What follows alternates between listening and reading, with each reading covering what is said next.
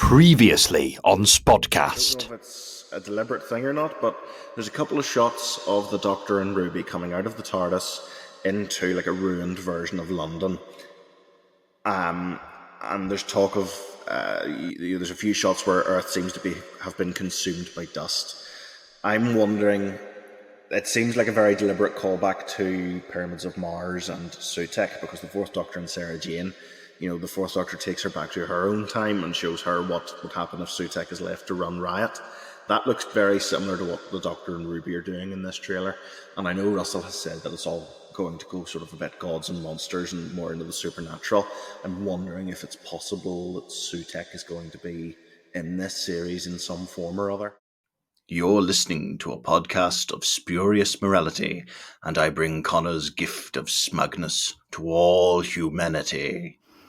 If you're going to be this smug the whole episode, just turn me into sand now.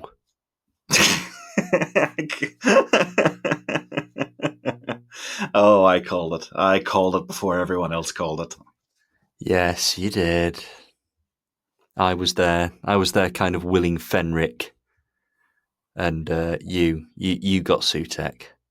Damn it. I genuinely, I think Fenric will happen. But I got there first. You did. Yeah. So make a wild prediction for series 2.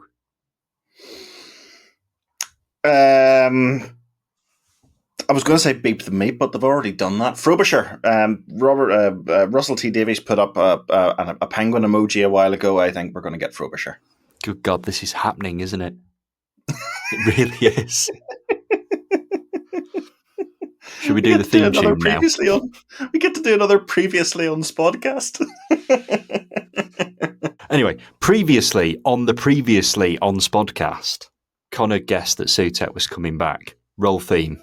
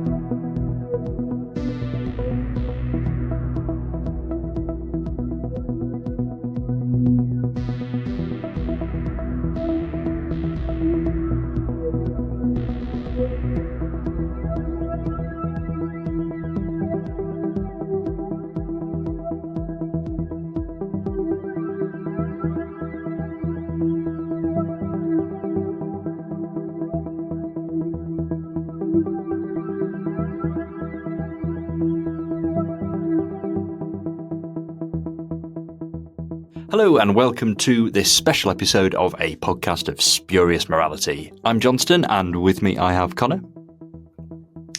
I am Sutekh, god of death. I bring my dust of death and darkness to all of you incessant vile little humans. Hi. Hi.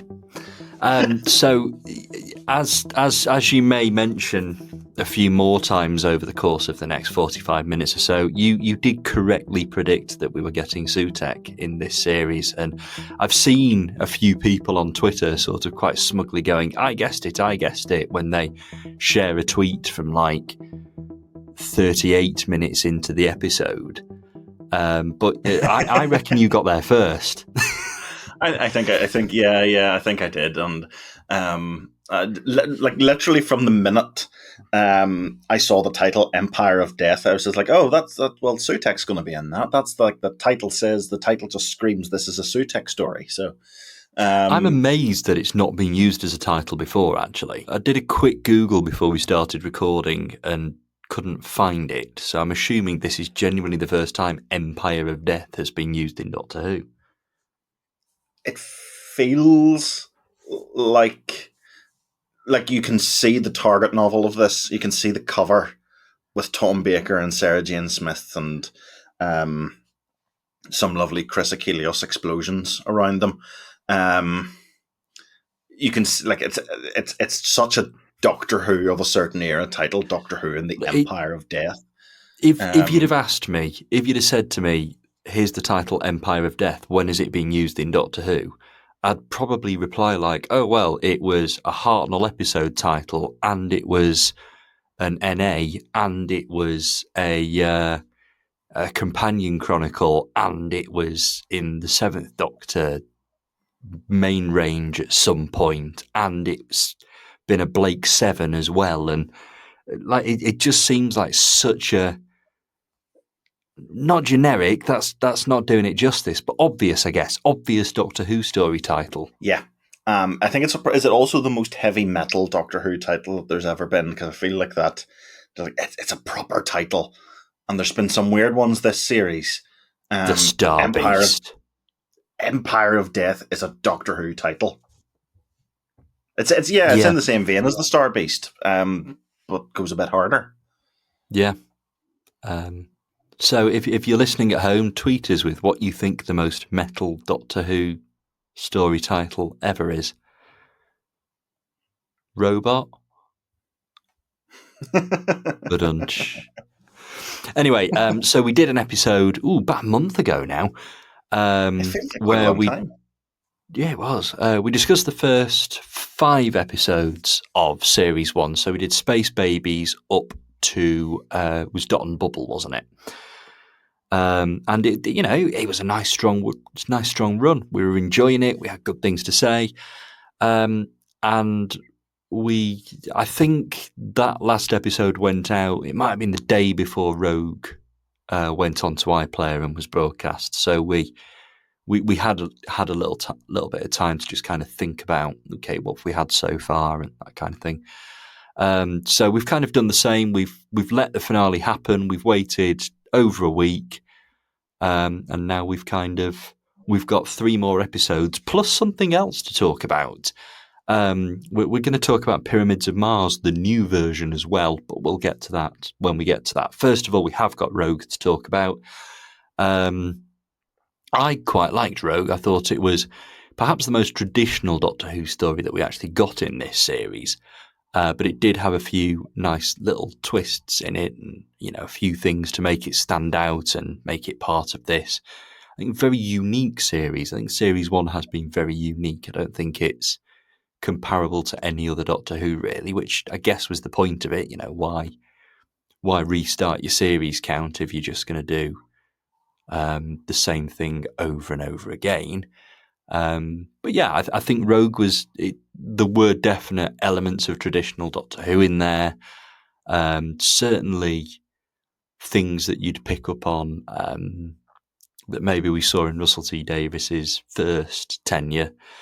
Rogue is quite cruel, actually. I don't think this is fair. I think Rogue was a great character, but I did see someone describe Rogue as Captain Jack if you ordered him on Wish. Which is a bit mean. But yeah, overall, I did like this episode. What did you think, Connor? What were your thoughts on Rogue? I really liked it. I quite like simple, enjoyable Doctor Who, and this filled that, ticked that box very nicely, filled that niche. I think it feels most of it feels like the most Russell T Davies story of the bunch, because it feels, I think a lot of it comes down just the way it was made. It looks like it was nearly all shot on location. And I think it just felt like a 2000. I feel like this feels like a 2006 story very specifically. I could see this fitting right into Series 2. Takes a lot from The Girl in the Fireplace, just in how it looks and even in some of the story. I think that was a major influence on it. I said this feels like the most Russell T Davies story of the bunch, and it's the only one that he didn't write, or that Stephen Moffat didn't write. So that feels a bit weird, but I really loved it. It sort of flips, I think it almost is a reverse of. It almost is a reverse of The Girl in the Fireplace, where the Doctor gets this love story. And uh, it's a gay love story. You know, it comes. It's the LGBT version of Girl in the Fireplace. To be honest with you, and that's wonderful. I think it feels good to get that story with this doctor. Um, I'm glad that the show is wearing that very openly on its sleeve, and I think that's a very positive thing. I think Rogue's really likable as well. He's a bit like Jack if Jack was a bit rubbish, and it's quite endearing. Um, Big props to them for making him a Dungeons and Dragons player and naming himself after his class. So that gets it a big tick in my book as well. I've seen people say that the aliens are a bit naff. I love naff aliens. And it was very, very funny. The only complaint I have is that there's probably a much better role in Doctor Who for Indira Varma than this gave her. And it was a wee bit of a shame, but it's also not the end of the world. And I had an awful lot of fun with Rogue. I really liked it. I don't know how I feel about the cameo, by which I mean that face floating around with all the other faces, in the form of Richard E. Grant, and them saying it's explicitly the Schalke Doctor. I think that feels a little bit too much like a muddying of the waters for the sake of it. But fine, it's cool. We saw an alternative Doctor on screen. I can never say that's an entirely bad thing. It would be nice if they followed it up and Richard E. Grant actually did play the Doctor, because that would be the best thing ever. But yeah, that's that. The Schalke is canon, and I actually might have to watch it now. Schalke is rather good and could easily exist with.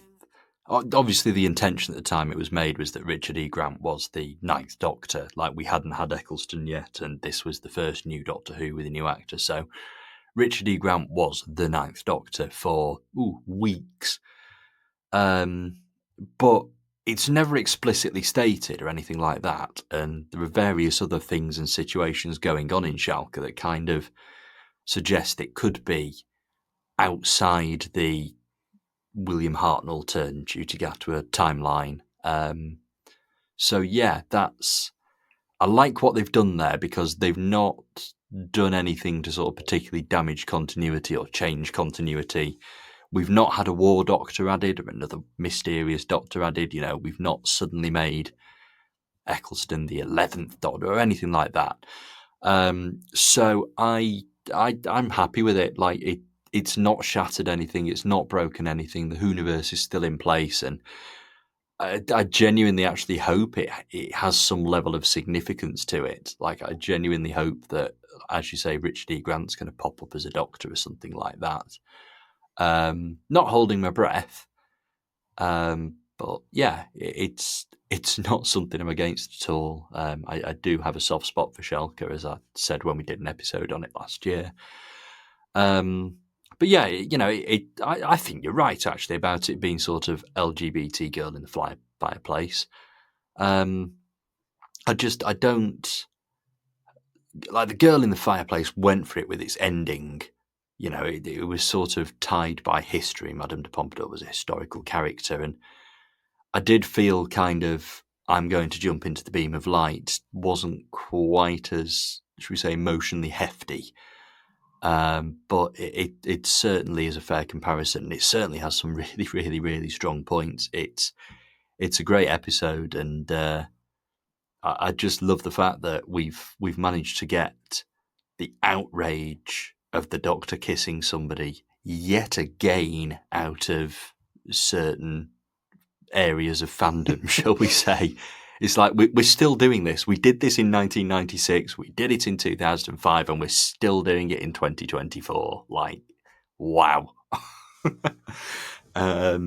Yeah, the Doctor kisses people, the Doctor sometimes kisses girls, the Doctor sometimes kisses boys, and maybe we all just need to accept that now. Maybe we need to move on from that one. Just saying. I think that's the thing that a lot of people keep forgetting, is that the Doctor's not human. and is not bound by human, the human race's strictures and morality and whatnot. And it's not even that I mean it's a moral or immoral thing, because obviously that's a very silly thing to say. But I just mean that the Doctor is obviously not going to give a damn. Like there's the line from Capaldi about it being about the Time Lords are 1,000 years beyond your petty human obsession with gender. And it's like, yes, they are, and that's as it should be. That's obviously it matters absolutely not a jot to the Doctor, and it really shouldn't matter to anyone who's watching it either in this day and age. And it kind of put me, and what we've said here has kind of put me slightly in mind of how wonderfully the Liv Tanya romance was handled in Stranded. And Liv, who's obviously a character from the far, far future, just kind of went, "Oh yeah, is that it?" And that was it. They just carried on, and it was wonderful. And it's that's the attitude Doctor Who should have, and is probably going to have all the time moving forward now. And catch up. Seriously, if you have a problem with it, catch up, deal with it, because Doctor Who has been doing this for nearly 3 decades now. And the first Doctor had a romance. The first Doctor had a granddaughter. Like, where do you think she came from? And if anyone tweets me saying looms, Well, I was going. It's not even looms now. It's a point of contention because of Shooty Cat was Doctor saying that. Oh, you had children? Oh, not yet, not yet. But I have a granddaughter. That's a thing again now, which we'll come to shortly. yeah, but you know what? I'm sticking with it. I'm sticking with there is proof that the Doctor has done romance at some point, or will do romance at some point, or whatever you want. Susan's existence is proof of that. I think if Doctor Who gets to kiss Alex Kingston, Doctor Who gets to live the bisexual dream and kiss Jonathan Groff too. So, Yeah, absolutely. So yeah, I thought it was a great episode. I really like what it did, and if you didn't get over it, because anyway, I'll end my rant there. But yeah, good episode, really good one for us to kind of pick up the series on. I guess it's not quite the halfway point. We did do more than half before.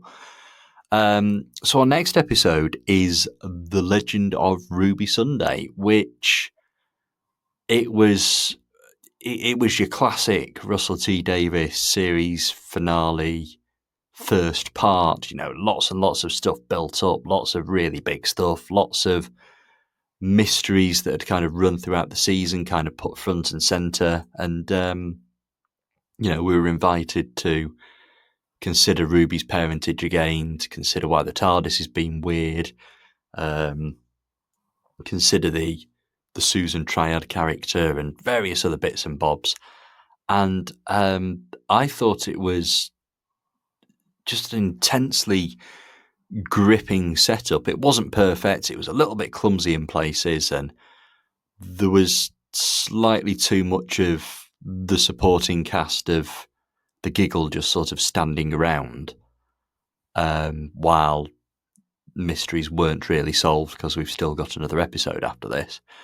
But I really like what it did, and I thought the stuff in the time window, that was really sort of gripping television. That was proper. Can't take my eyes off this. The way it was, the way it was done, the way it was performed, because obviously it wasn't performed with that surrounding by the actors, and I just thought the acting there was absolutely fantastic, and the visuals were fantastic, and there was an awful lot to like in the episode, and it did build towards a proper sort of traditional end of part one Doctor Who cliffhanger. The villain is revealed. I really enjoyed it. I thought it was a really, really good setup, and I think I definitely actually preferred it to what followed, which is something I would say for quite a few Russell T Davies finales, I kind of do enjoy the part 1 more than the part 2. But that's, there's no harm there. It did what it was meant to do. It kept me gripped for a week. It kept me talking about Doctor Who for a week, and it did a damn good job of bringing back a classic villain, fairly obscure classic villain. He appeared once in the 70s, but by the end of the episode, I'd kind of figured out, oh yeah, it is Sutek then. I'd worked it out before the reveal happened. And then I heard Gabriel Wolf's voice and I went, oh, they've done it right. Like, no one else can do that. It's got to be Gabriel Wolf. And they did. They used Gabriel Wolf, who's in his 90s now and still has one of the best voices ever to grace the world of acting. So what were your thoughts, Connor? The Legend of Ruby Sunday is one of the most gripping pieces of Doctor Who I've ever seen. I loved it. And I think it's an absolute masterclass in build-up and suspense and tension. I think everyone points out the whole scene in the time window as the pinnacle of this, and I absolutely think so. It was so well made. I may be entirely wrong about this, and I'm sorry if I am, but apparently the time window was mostly practical, where Bad Wolf's technicians and engineers and special effects people had built this sort of projection to project most of the effects onto the actual set itself. I may be wrong in that, but I'm fairly sure Russell T Davies said as much, which is absolutely phenomenal. That word. It looks incredible. The Doctor and Ruby feel properly like they're in danger in the middle of all this. I think they, it feels very tense watching them that they can't move, and they're sort of stuck in here with whatever elemental force is in there with them. I loved Lenny Rush's character and the way he reacts to it all. He's really good.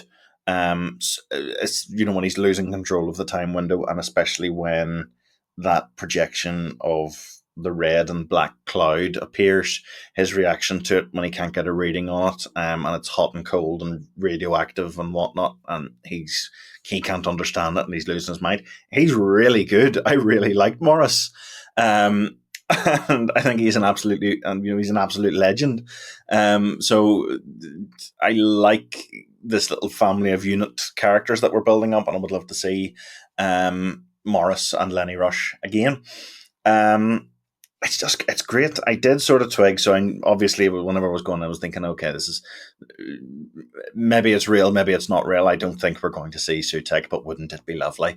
And when that cloud appeared in the red and black, I was going, oh, maybe it is Sutek. Maybe I was right, and maybe this is actually going to happen.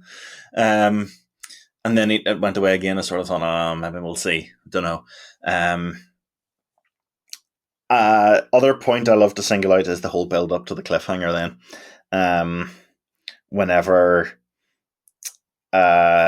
Susan Triad comes out onto the stage, and it starts building up, and you hear Gabriel Wolf's voice, I was straight out of my seat and cheering.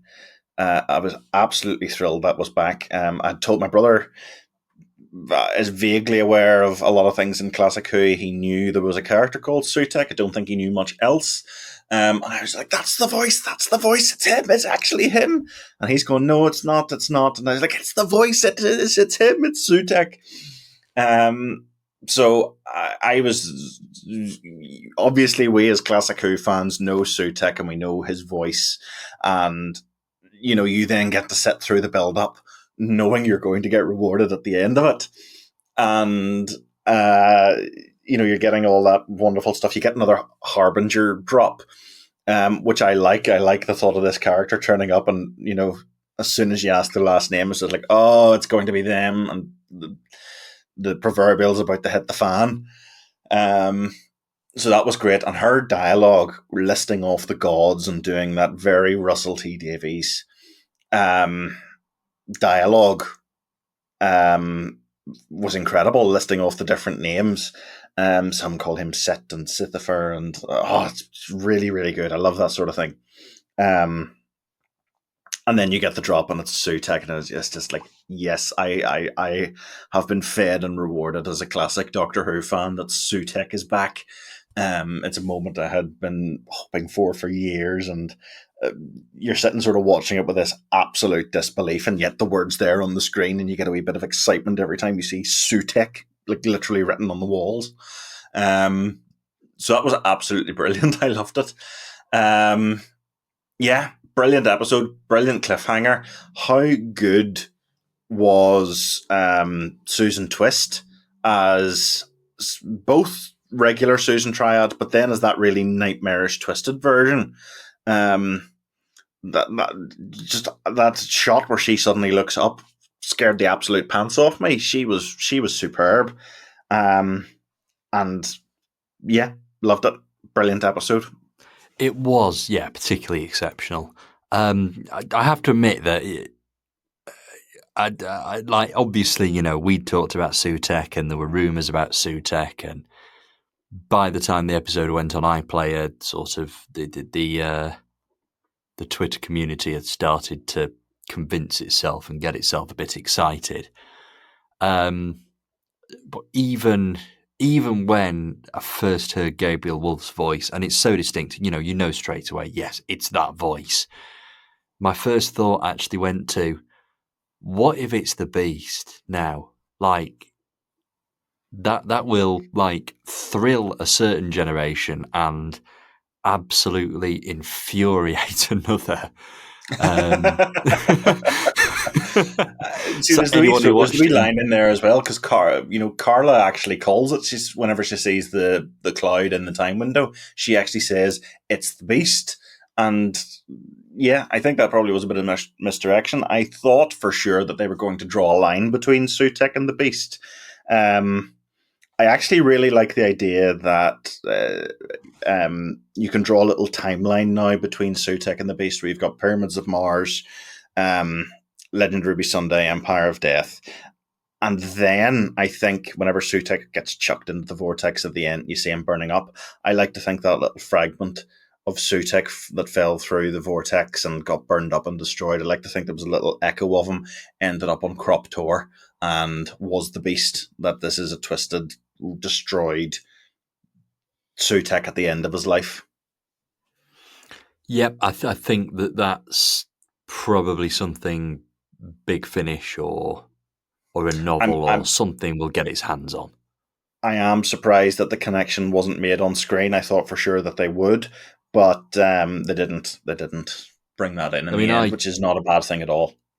I felt for sure that they would in 2006 when they did Impossible Planet. Like, they used Gabriel Wolf. They even made a big thing about, we've got the guy that did the voice of Sutek. He's just got such an awesome voice. And it's like, well, those characters are so close to each other. Really, you know, they're both evil, destroy god things. Can we just make it Sutek? Minions, yeah, like let's just make it Sutek. And obviously they didn't. The Beast has been its own separate entity, and you know, it kind of spun off into Torchwood a bit. We had Abaddon, and there's been other references and idea, that kind of thing. So I do quite like your sort of a fragment of Sutek, like what gets left over kind of thing. But I'm not sure.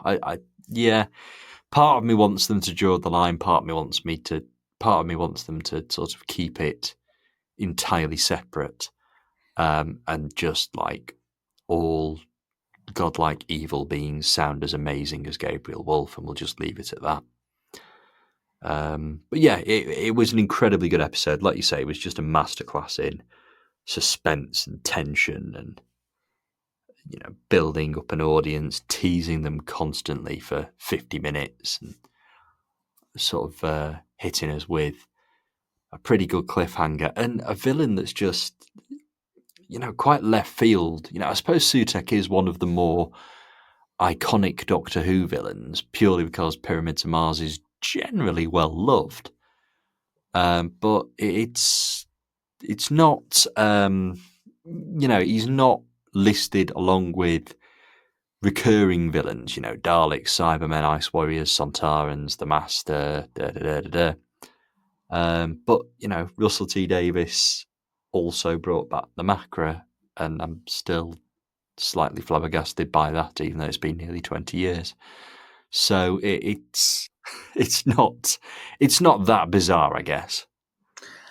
I think the thing with Sutek is it's a combination of a couple of different things, because Pyramids of Mars overall is not an important story for Doctor Who. Like, it's not something that's ever been revisited before, and it hasn't really, like, it didn't really impact anything afterwards as far as like deep lore of Doctor Who goes, But I think what Sutek has going for him, or had going for him, was excellent design work. Like, he looks incredible in Pyramids. Like, the whole mask and just the costume is iconic. Incredible performance from Gabriel Wolfe, which obviously was incredible because we're bringing him back at age 91 to voice the same character. We're bringing him out of retirement, and he still does such a good job. And it's the fact that Pyramids is such a great story. And I always thought, if I ever think of a major classic villain from Doctor Who that's not the Daleks or the Master or the Cybermen, usually I'll think of the Sea Devils or the Sontarans or the Zygons, and it's never very long before I get to Sutek. He ranks very highly among the list of iconic Doctor Who villains. So all very, very long overdue a return, and thrilled with how they did it, that they brought back Gabriel Wolfe to do the voice, and that it got such a good build up and reveal, and felt like a proper, oh my gosh, this is actually happening moment. So huge props to them for that. I also think that bringing back a villain that only appeared once before kind of, I don't know, does it kind of highlight his power, highlight how serious this villain is? Like, the Daleks, they do feel a bit diluted because of how often they've appeared and how often they've failed to kill the Doctor or do whatever it is they want to do, invade a certain place or whatnot. And, same with Cybermen, same with Sontarans, which, we have had quite a lot of comedy Sontarans now. That, comedy Sontarans on screen pretty much equals serious Sontaran appearances on screen now. But the fact that the Doctor's only met Sutek once, never really met him at full power. The whole point of Pyramids of Mars was Sutek is imprisoned and we're trying to release him. He never actually gets released. From that point of view, I guess he's kind of the perfect villain to bring back. It's very easy to say, this bloke you saw trapped and imprisoned in a chair for 100 minutes 48 years ago is actually the most dangerous and sinister being the Doctor's ever battled. I think that actually has an effect, that we're using a villain that's only appeared once before, which is, the same reason I sort of suggested Fenric could be a good villain to use, because, again, godlike creature that didn't really get to full power until 5 minutes before the end of part 4. And yeah, so I do think that using a villain like Sutek actually gave it a bit more of an impact. I'm really glad it was that, as opposed to, oh, it's the Emperor Dalek again, that kind of thing. Yes. If they could do, for Omega what they've done for Sutek, I would be a very happy fan. Well, I think that's it, and I think that Omega has been damaged by the fact he returned in Arc of Infinity. If Arc of Infinity didn't exist, we'd all be going, oh yes, Omega's the most powerful villain Doctor Who's ever faced. And then we had Arc of Infinity, where he wasn't. I have a slight counterpoint to that, is that I think every new Who fan who goes to watch Classic Who starts with either the 5 Doctors or the 3 Doctors, and we've all seen it, and no one has seen Arc of Infinity, and you can just bring him back and no one will mind. And now you've convinced me we need to bring back Barusa. Let's have that.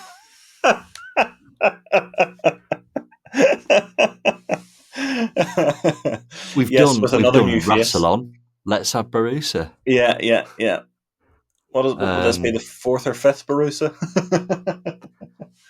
Barusa? Yeah, something like that.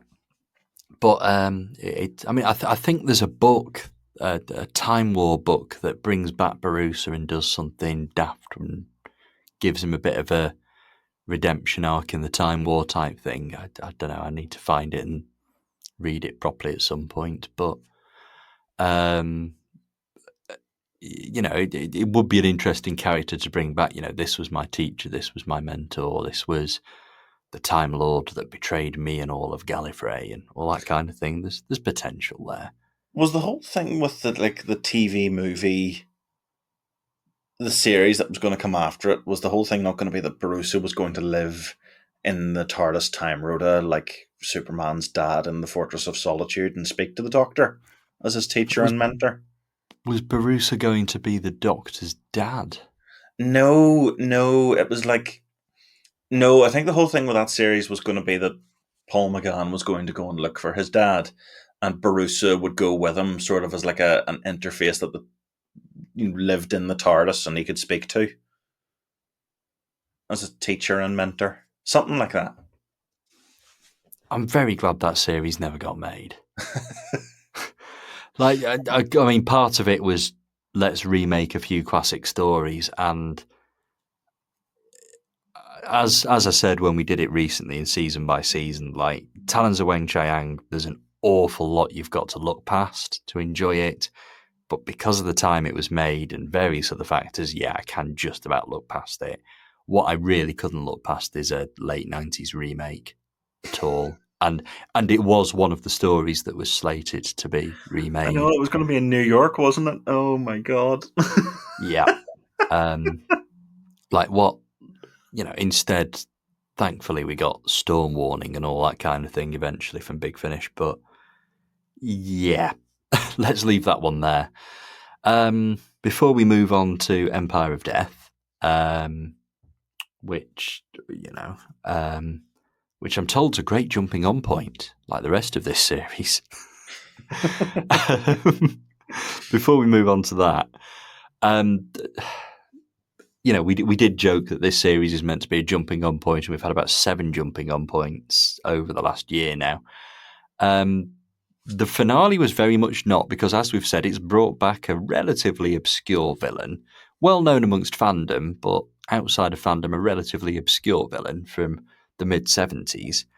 So they kind of established the Tales of the TARDIS format before for the 60th anniversary, and they brought it back and used it to reintroduce Sutekh and give us a new version of Pyramids of Mars with a very sort of minimal Doctor and Ruby intro and outro, which was obviously set during Empire of Death, but obviously it was on telly just before, and I thought this was great. I think this is a great idea. Like, if we're going to use a classic Who villain, let's stick the original episode on BBC4 and editing it for pace. And we all love Pyramids of Mars, but we can all accept it's got pacing issues, particularly that 4th part. And I remember watching it, the new version. I was watching through it, and got to sort of midway through part 3. I'm like, we've not got a lot of running time left here, and we've not cut all that much out, really. And it's because they absolutely hacked part 4 to pieces, which was the right thing to do. Part 4 it's a rehash of the last episode of Death to the Daleks, which I'm aware has its fans, but come on, that last episode is padding. And they redid the padding. It's exactly the same padding. And it needed to go. And it's a much more effective story because of it. So yeah, I really liked what they did, and I was really glad that they sped up. They used the fact that they were taking sort of 25 minutes off it to speed up the finale, to speed up the end. Like, all of the build-up stuff, all of the hiding from mummies in the woods and finding explosives and various old British chaps getting killed, that's all fantastic. But I think what we've learned is Sutekh is a villain that's all about the build-up. and the moment you actually get him on screen, he's less effective. So, kind of not letting that padded, boring part 4 drag out as it does in the original is exactly the right thing to do. There were other changes made. It's not like they just left it as it was and then knocked part 4 down to 10 minutes or whatever. There were changes. There were some nice CGI additions. I really liked the use of the time vortex in the mummy case. The replacement of that effect, and I really liked that. Some stuff was cut, some stuff that really dragged. Long shots, like there are some shots that just linger in that story, just to pad out the time a little bit, and it really was well cut for pace. The only sort of weird thing for me was a random bit of Legopolis soundtrack thrown in there, which was really jarring because Dudley Simpson and Paddy Kingsland were very, very different on Doctor Who, did very, very different things, and do not do styles that can be meshed together in any way, shape or form. But honestly, that's my only criticism. Like, why chuck in 10 seconds of music from Legopolis when you've got a perfectly good soundtrack there already? And yeah. So what were your thoughts? Well, just to talk quickly about the Paddy King, I didn't twig about this at the time, and I don't approve of it either. I don't think it was the right thing to do. It stuck out a mile, and it felt sort of very, they're doing the reference forward to his death because, yeah, sure. But he was talking about radio telescopes. It does tie in. I can see the logic behind them doing it. I just don't think it was necessary. It was what he was talking about. He said, you've just invented the radio telescope, however many years early, and it plays the little bit of Legopolis where he's at the radio telescope. So, however many years early, yeah. It's a wee bit of a call forward. I don't know. It stuck out. I don't think it was necessary, but I can see why they did it. So, yeah, fine. I hadn't made that link at all. I hadn't made the radio telescope connection. But yeah, you're absolutely right. Yeah, okay. I didn't get the reference, and judging by what I've read online, not many people did. I didn't get it either, and it was only when I saw other people explaining it why that was there, from people who did get it. But I didn't get it in the moment. It didn't stick out enough to me to connect the dots between the Doctor talking about radio telescopes and the bit of Legopolis. I just thought they put that little bit of music in, maybe to cover up a link or something. I don't know. But that's why. Yeah, I think it was a really good edit, and I'd actually watched the serial. So, like the day after Legend of Ruby Sunday and the Sutekh reveal, I watched the Pyramids of Mars, the 4 episodes, back to back, and didn't twig that they were going to do Pyramids of Mars as a Tales from the TARDIS later in the week. So I watched it again on the Thursday night. I liked the edit, actually. I thought it was really well done, and I thought it massively improved, as you said, the pacing of it. There's some shots in there, like the end of part 2, where the mummy's coming towards Sarah Jane in the original, is so stretched out, and you can see Elizabeth Sladen desperately trying to fill that time by moving her head around while the mummy's hand doesn't move any closer to her. In the remade version, it's about 2 seconds long, and it looks properly threatening before she manages to take it out. That whole sequence is so well tightened up just by cutting 8 seconds of footage. So that, I think a lot of the cuts that were made were very judicious and correct. As you say, they've cut part 4 to ribbons, and very deservedly so. I do have a friend who loves part 4 and thinks all the little puzzles and traps are not are the best bits, and he was heartbroken, but he's wrong. The only 2 cuts I had any sort of problem with was whenever the Doctor and Sarah are trying to disarm the barrier, and they're sitting with that little canopic jar, and the Doctor's treating it like it's piping hot. He turns around and snaps at her for no real reason in either version. It feels like he's very out of order when he does it, but he turns around and snaps, "Are you going to do anything, or are you just going to stand there?" In the original, she gets a wee bit of a crack back at him about his shoes needing repairing, and then the new one they cut it, and he just snaps at her, and she does what he says immediately. I think it would have been much better to leave that little line in. It's a nice wee character moment for them that she's not going to take any of his nonsense. But not really the end of the world either.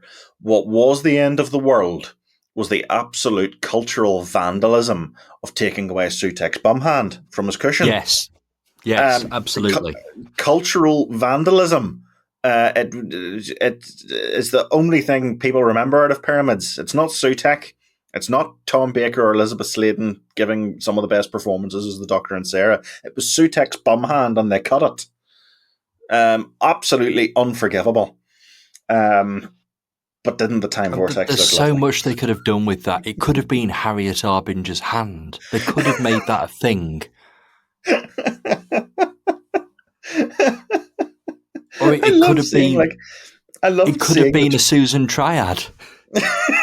I love seeing like the Twitter accounts that have named, like there's a Sutek's Bumhand Twitter account. There's the same thing on some of the forums as well. And I was reading through, and there was one of these accounts going, "Yeah, I love this," and then ...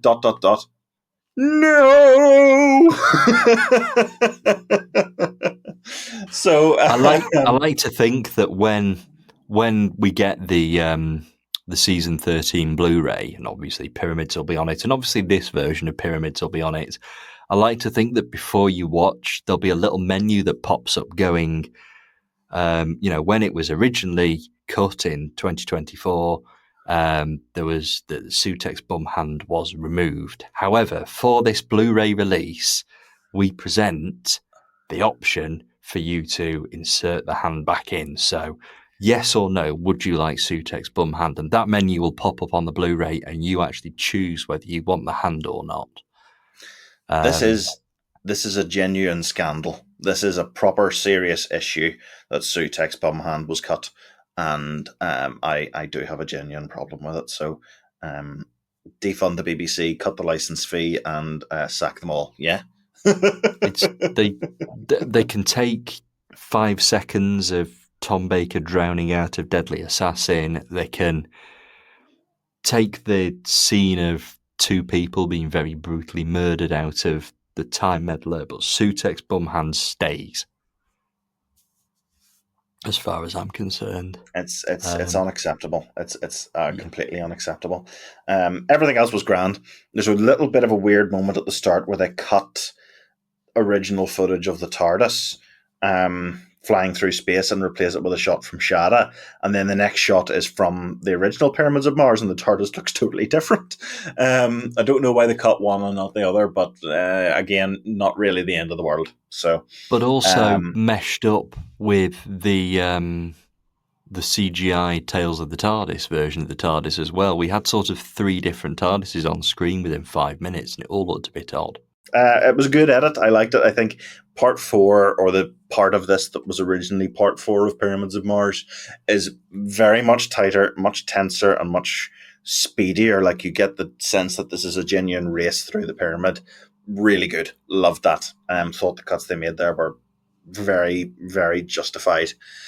And they kept that lovely model shot of all the doors flipping open and seeing the TARDIS at the end. Wouldn't have been the same without that. Loved that was still there. And yeah, the little bits with the 15th Doctor and Ruby they're there just because it's there as a flashback. You know, they're not essential viewing. There's nothing given away or anything like that. They're just there to bookend that this is a flashback. So it's fine. Yeah, I like I like the cuts they made. I like most of the changes.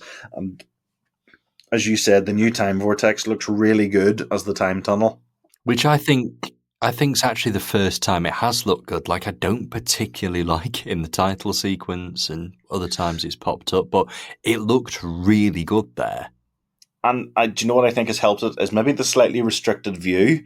I got the impression that it was a little more energetic than they had done previously, and it's also seemed like it's almost like they've shot it side on, or like they've rendered it side on to match the angle of the sarcophagus. It looks really good like that, and it makes it feel a little more dynamic, maybe. So, yeah, good. Just one more thing I do want to mention before we move on as well was how much better the trip to 1980 was because they have stabilised Yes. the footage outside the TARDIS. It just looks so much better. Like what you see out the TARDIS now actually sort of fits with the movement. It's a little improvement, but it really does improve that sequence. Like, I've never bought that sequence in the past. I love the idea of that sequence, but I've never actually loved the execution of it. And it was just obviously a little bit too difficult for them to do back in the mid-70s. But yeah, no, well done. That did look really good and really did sort of make it the sequence it should have been. Yes, I completely agree. It was one of the things I was looking out for to see what they did with that sequence, and it looked a heck of a lot better. It was a real improvement. So let's return to the new series. You know, we've had The Legend of Ruby Sunday. We've had our nice little recap of Pyramids, and I actually didn't rewatch the original serial because I'd guessed that Tales of the TARDIS was going to be Pyramids, and then they did announce it a couple of days afterwards. So I kind of held off. Like, if it hadn't have been, my Thursday evening viewing would have been the 4-part serial. But thankfully, I did have this wonderful new version to watch. So we move on to Empire of Death, which I'm still convinced is a companion chronicle or something. Like, how has this name never been used before?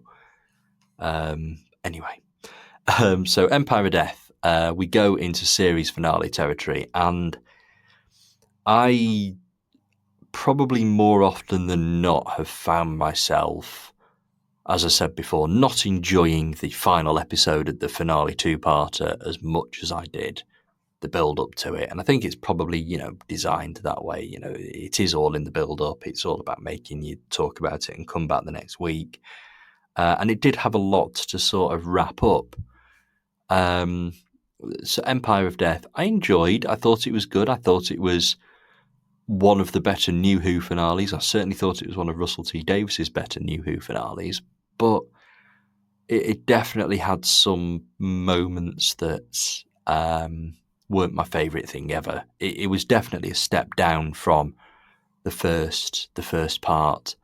And I believe it wasn't your favourite thing ever. No. So yeah, moving on. That's been another fantastic series of Doctor Who. No, go on. No, I'll be firm but kind, firm but fair. I think I came away from Empire of Death really let down.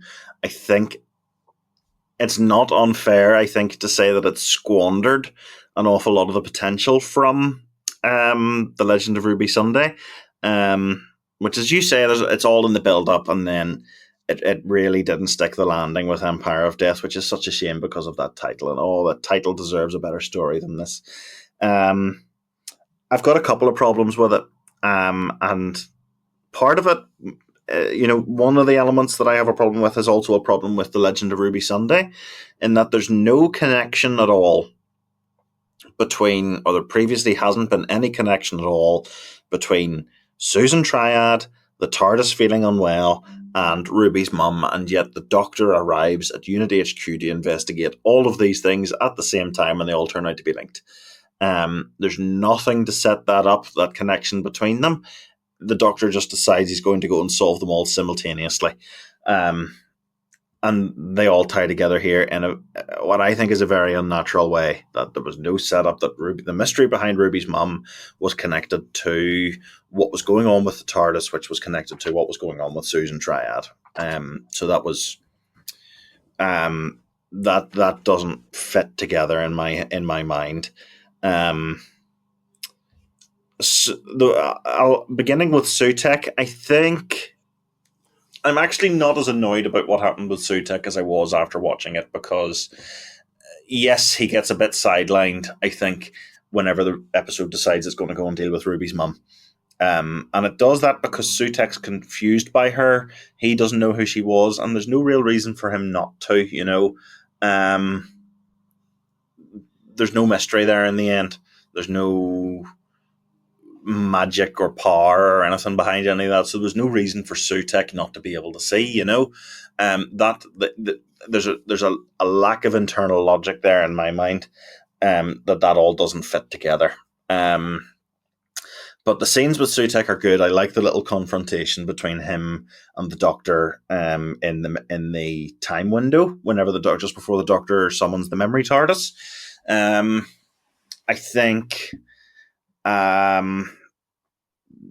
Gabriel Wolfe obviously was incredible doing that voice again. As we've talked about already, utterly delighted that he came back. And I don't even mind very much the whole the whole way that they deal with him, because you get that it's a really cool shot of the TARDIS flying through the vortex with Sutek trailing behind it. Like, that all looks really good. And you get a proper burst of excitement whenever the Doctor and Ruby turn the tables on him in Unit HQ and manage to get him attached to the TARDIS, and how the Doctor manages to get the TARDIS back. Again, I don't see the internal logic there behind the Doctor blowing a whistle, unless, it's him, that's the way he maybe taps into the whole symbiotic link between him and the TARDIS. Again, blowing a whistle removes Sutek's influence over the TARDIS, and he's able to pull it out of his grasp because of the whistle. Why? I think a lot of that I think there's a lot of this stuff happens for no real reason, and that's my biggest problem with it. But it looks cool and it's exciting, fine. I like the shots, as I say, of them pulling Sutek through the vortex and the Doctor yelling at him from the doors.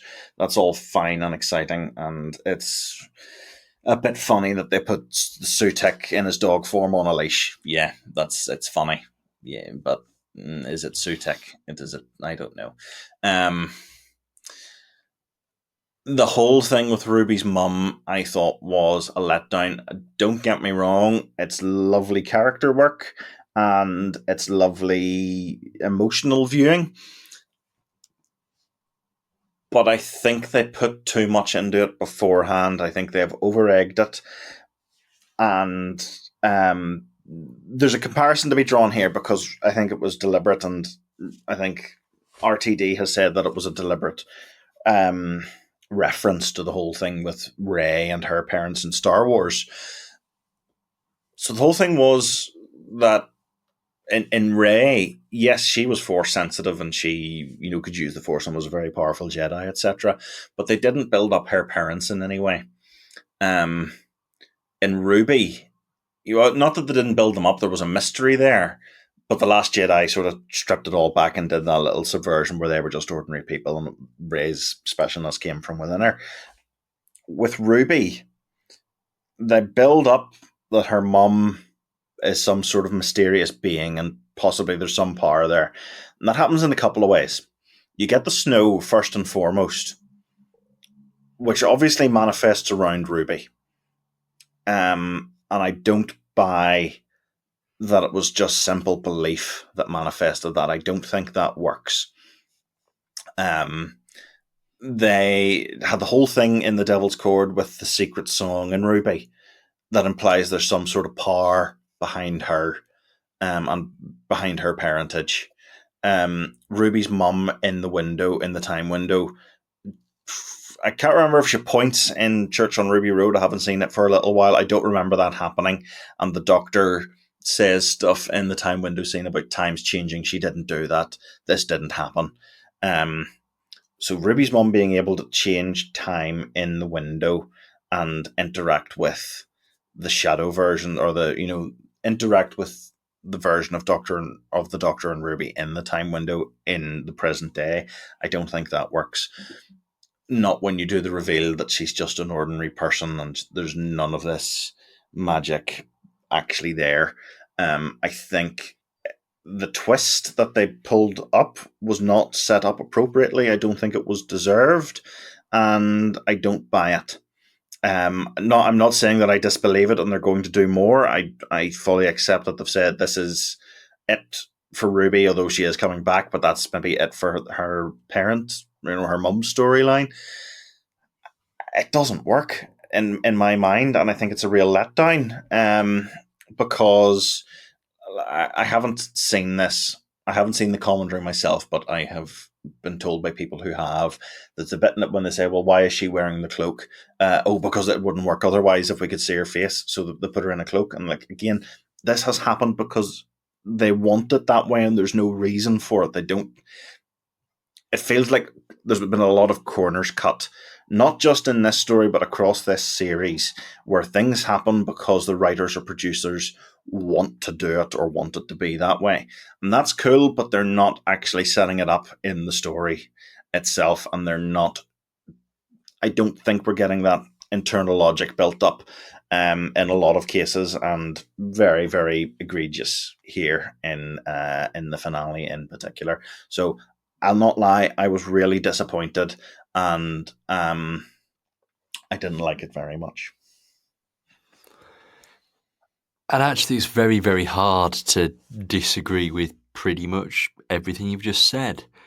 So what I'm going to do instead is focus on what I was going to say focus on what I did like, but actually the first thing I'm going to mention is something I wasn't too keen on, which is as soon as the episode starts, it basically kills off the entire supporting cast.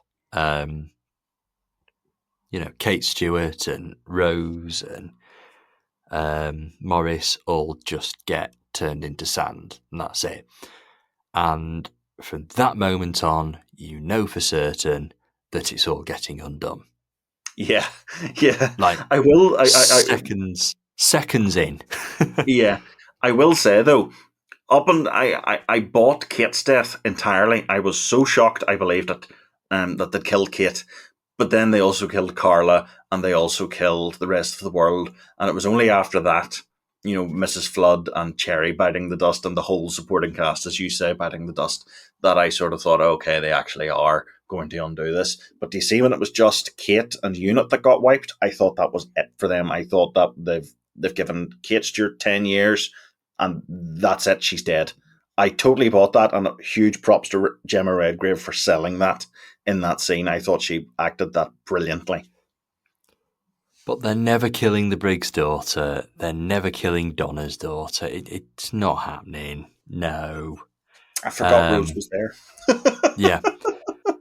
I mean, that completely sums up Rose's role in the episode, to be perfectly honest. I don't really know why Rose was there. It's a lovely little tie back, and, it was really nice to have that moment, and it's nice to have a reminder of, I suppose, the old era there. And, I do really hope that she does become a shall we say, meaningful supporting character moving forward. But she was there in that purely to go, Rose works for Unit now. And that was it. And yeah, I just kind of wished that there was something for them to do with her, or she just wasn't in it and would pop up later. It didn't even have to be a big role. She just needed to do something other than stand in the background. There are no, supporting unit characters. Oh, okay, I'm comparing Rose to Sergeant Benton here. Sergeant Benton never just stood around and did nothing. There was always, even if it was something minor, there was always something for Sergeant Benton to do or contribute, or, he'd go off on his own little side mission for half an episode and follow somebody and inevitably get clobbered or something like that. And I get they're not going to do that with Rose. Rose isn't that kind of character, but just do something. But they kind of acknowledged that they didn't have a story to tell with any of these characters that had been in the first episode anymore, so they just wiped them aside. And I just thought it was a bit like, imprison them.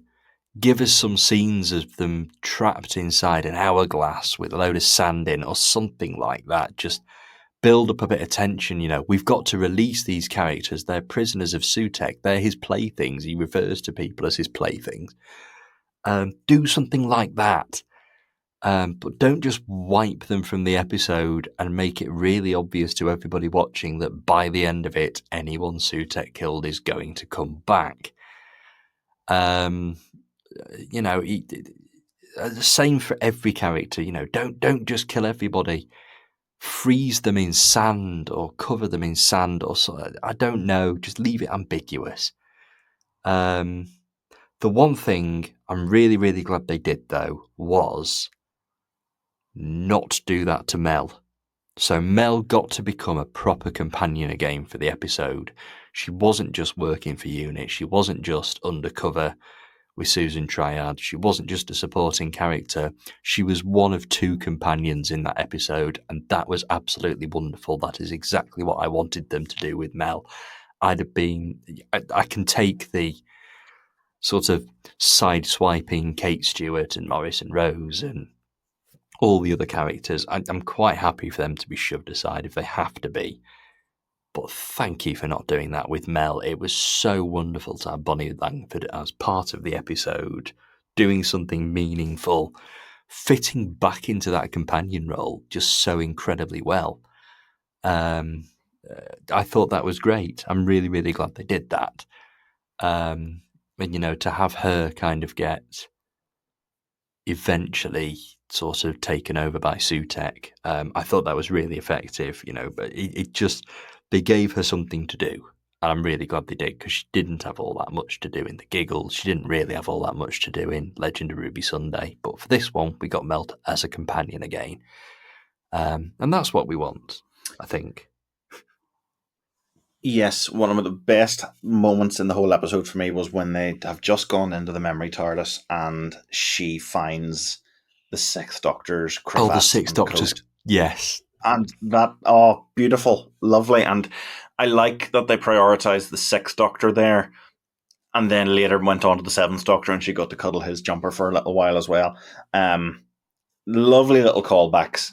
And I love that she stood there and got nostalgic for the Sixth Doctor in particular, because I love the Sixth Doctor very much, and I just thought that was lovely, and it was really heartwarming. So, love that moment. I don't know. Yes, absolutely fantastic to see Bonnie Langford again. I hope we get a lot more of her. I hope she continues to pop up and sort of becomes this generation's Sarah Jane Smith, you know, in terms of popping back into the show.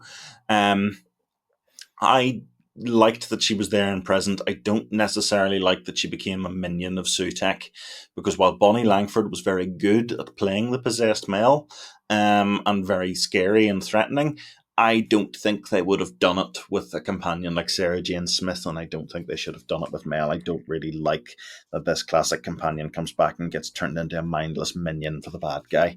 Sarah Jane got possessed every week.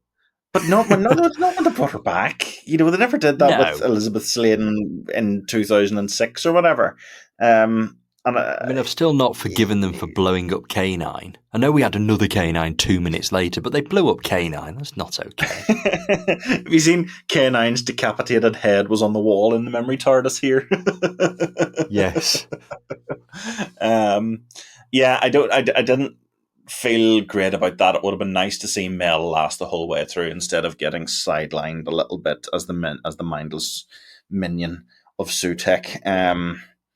It's okay, but they don't save her. They just sort of blast her out of the way with the TARDIS and then go off to kill Sutek, and that undoes it all. You know, there was no effort from the Doctor to save Mel in particular. He went to save the whole universe and got her as well. So I don't know. That's one thing that did jar me, was there was no meaningful goodbye with Mel. I get we had to wrap the whole Ruby's mum thing up. You know, I get that with the last 10 minutes had to be dedicated towards that, but there was no, "Are you okay, Mel? How do you feel?"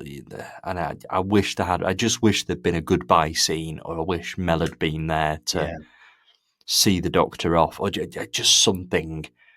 She just seemed to disappear from the episode, and when everything was done. And I think that Mel deserves a little bit more than that, really. She got more than that in The Giggle. Yes. But hopefully it just means that she's coming back.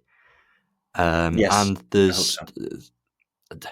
I'm going to mention it because the rumours have ramped up a little bit in the sort of few days before we've recorded this, but for ages now there's been talk of this spin-off series, The War, was it The War Between the Land and the Sea or something like that. And the implication is it's going to be unit based.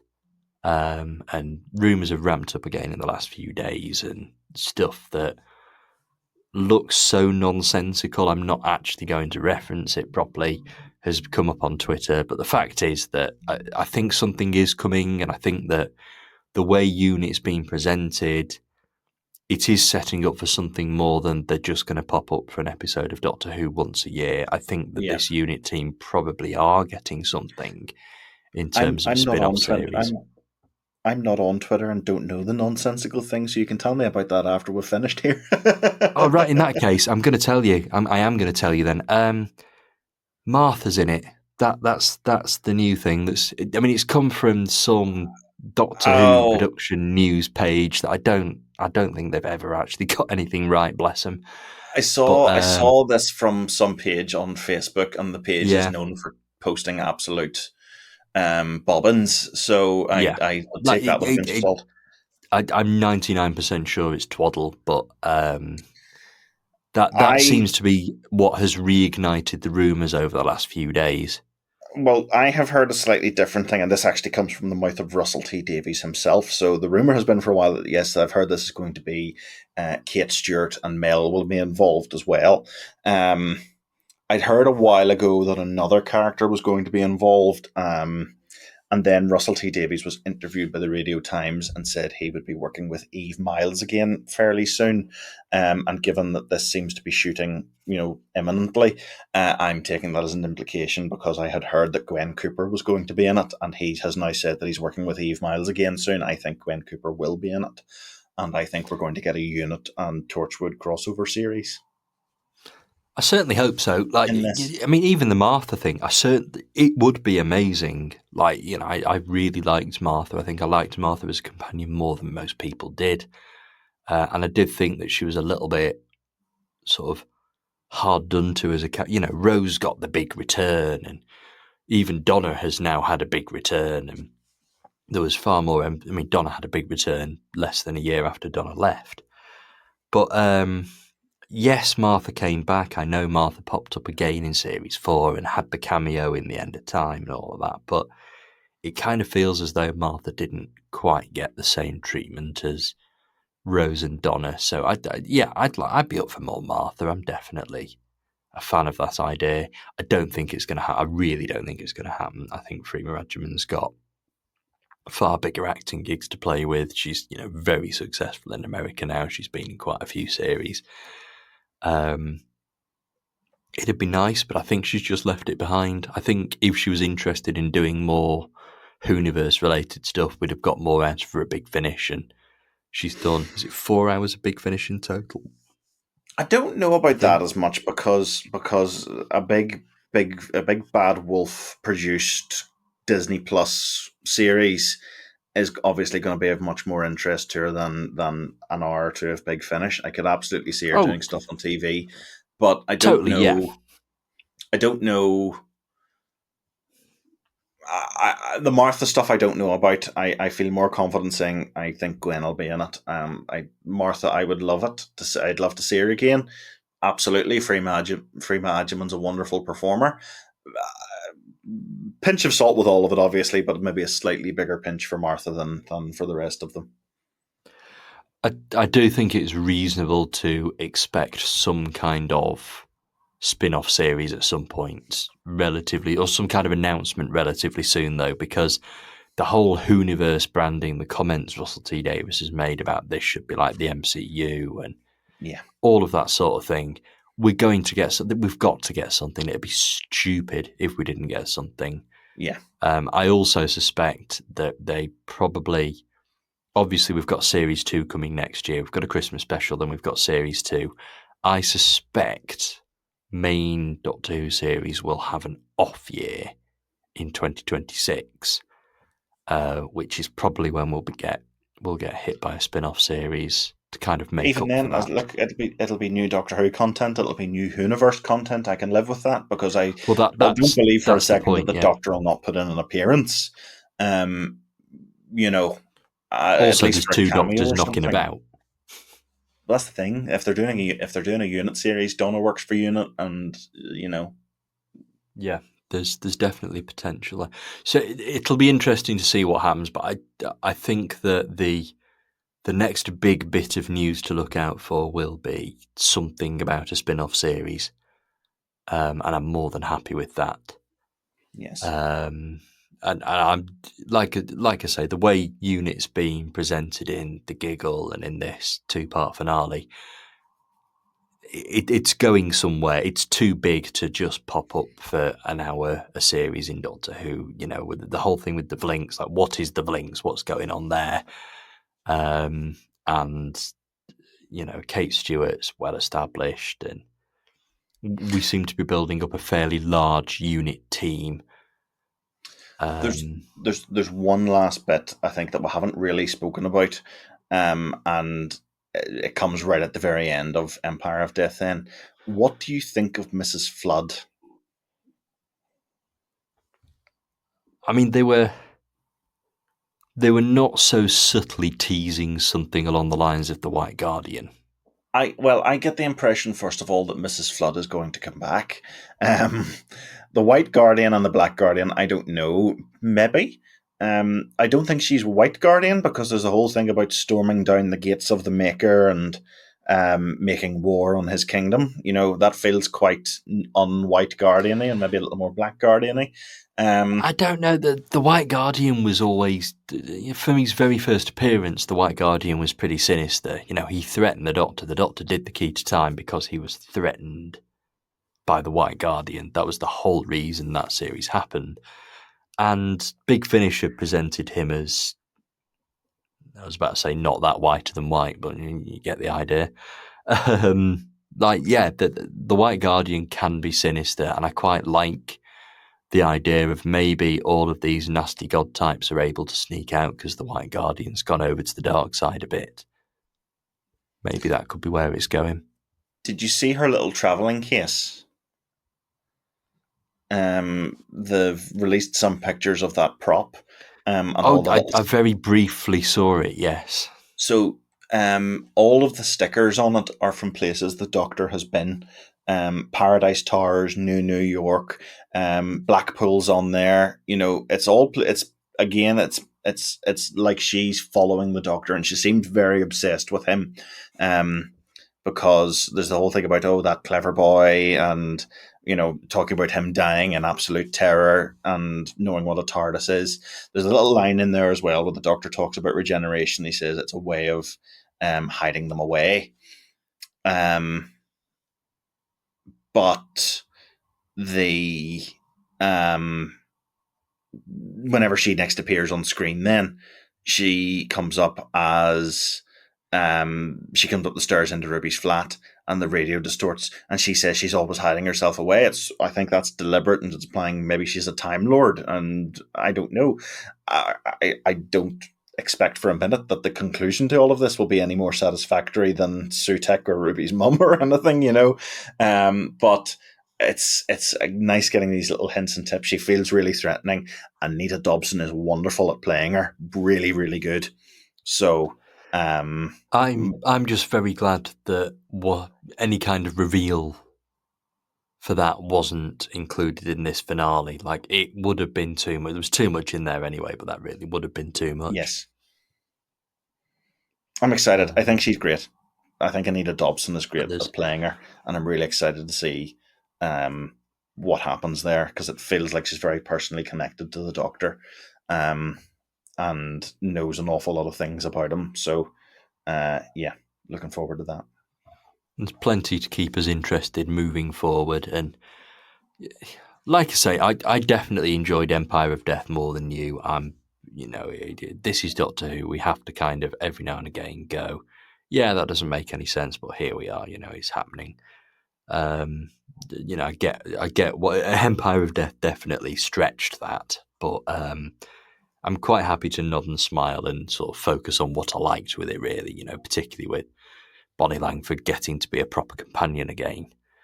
But I do think that even if you didn't particularly enjoy it, or even if you've not particularly enjoyed this series as a whole, there's still enough there to keep you interested, to keep you wanting to come back. And, I think that's what's important. I think Doctor Who, every single series in some way, shape or form, I think has ended going, if you didn't like that, just check it out next year because there might be something you like there. And that's how fandom works. Like, most people seem to hate 90% of it and just pop up for the odd robots of death or boom every now and again.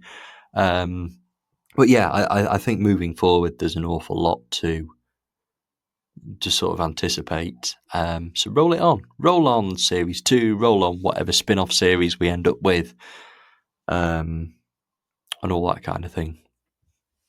And here's to more great jumping on points.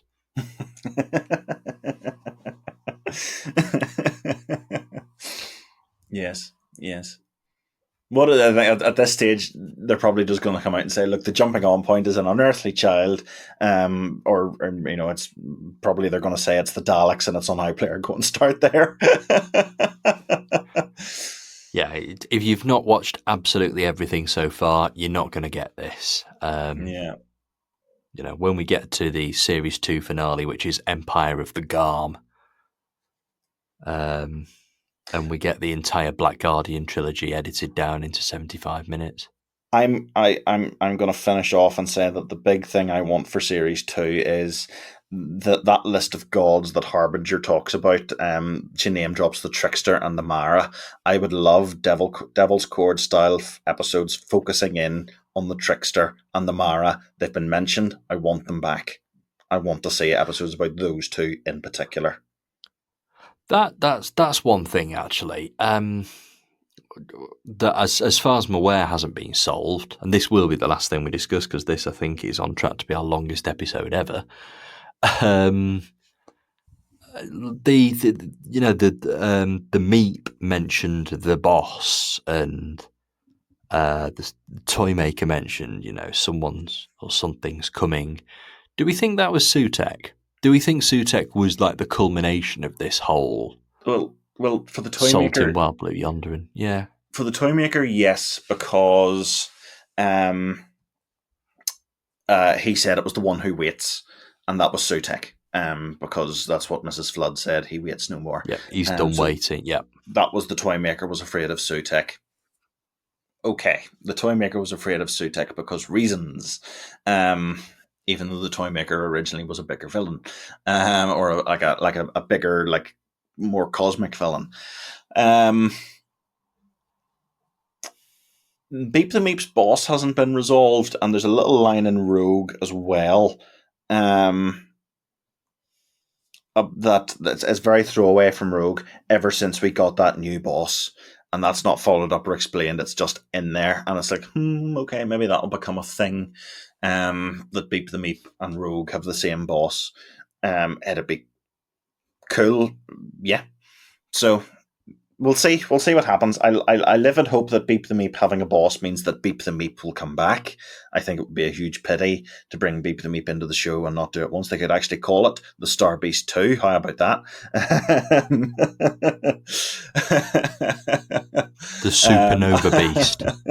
It's probably a good time to wrap things up now. Yeah, we're definitely done if we're talking about the Star Beast 2. There are definitely things left hanging. That's kind of the point I was making. So, yeah, I kind of hope the whole idea of gods, the whole sort of storyline revolving around that, I hope that's not gone because, like you say, we had references to the Mara and Trickster, and like Fenric turning up would be so cool. Like Fenric would be a fantastic villain for the Shooty's daughter to face off against. And I think there's a lot more, should we say, emotional heft with Fenric than there is Sutek. Like with Fenric, it's personal. Just with the whole theme of motherhood and whatnot that was there in Fenric's original stories, probably wouldn't have been a bad road to go down with Ruby and her mum. But or maybe that ship has sailed now. The curse of the Empire of Death. It's better than the Star Beast 2. Yes, it's definitely time to leave it there. Well, it's been really good going through this whole series, and I'm glad we've kind of popped up for a couple of special podcasts. It's nice to keep ourselves thinking about podcasting while we're on a break. Yes, I've enjoyed. I've been looking forward to our little recordings. We will return for a new series in the not too distant future, and I suspect this isn't the last discussion we'll have about Series 1. Because it still feels like there's a lot to unpack and a lot to consider and a lot of news to come and react to and all that kind of thing. So I don't think we're done with this series yet, but we're certainly done with this episode. So I will say thank you for joining, Connor. Thank you for coming and chatting about an entire series of Doctor Who with me. Thank you very much. It's been a pleasure. It's been very enjoyable to speculate and think about. So we are still off air for a couple of months. We're not back properly yet, but we will return with our third series. Hopefully we'll have a date that we can throw about social media soon to let you know when we'll come back. And we've got loads to talk about. There's been some really good Big Finish. We've had lots of great stuff tying into this new series. And we're back up, or we'll be back up recording season by season again soon. So it's quite exciting to think that we will be back to spodcasting regularly in the next few months. But we're going to go back into hibernation now, and we'll return sometime soon. So no twist at the end, I'm afraid. We're not going, by the way, we're back. This is Series 3. No twist at the end just yet. But until there is, I will say goodbye. So goodbye now.